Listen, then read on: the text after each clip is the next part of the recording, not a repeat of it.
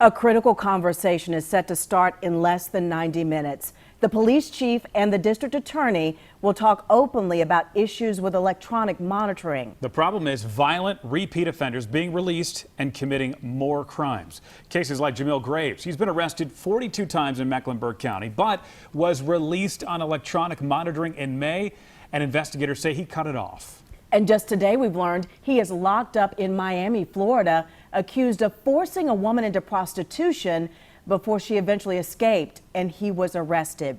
Veteran crime reporter Glenn Counts is live in South Charlotte tonight, where that community meeting is set to start soon. Glenn? Well, Erica, we are at the Queens University Sports Complex, which is located on Tyvola Road. And as you mentioned, about an hour and a half from now, that community conversation will get started, and law enforcement and justice system leaders can expect to get an earful about criminals like 28-year-old Adam Mercado. Now, he's accused of trying to break into the offices of the West Side Apartments and harm the manager. He was released on electronic monitoring, and it was the second time he was let out on EM. He has a long record, including numerous break-ins and weapons charges.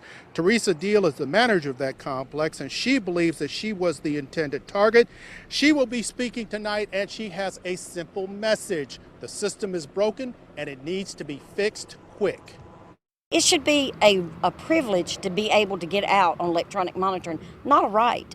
I mean, it's like for the 2.5 months that he was out on the run, I was in jail. I now have to work where I've worked for 27 years with my door locked. Well, Charlotte Police Chief Kerr Putney and District Attorney Spencer Merriweather will be here, along with the heads of the magistrates and the judges. You know, there have been some fireworks over some of these issues in the past, and so it'll be interesting to see if we see that again tonight. Back to you. Yeah, Glenn, she shed light on how much this impacts everyday people. All right, thank you, Glenn.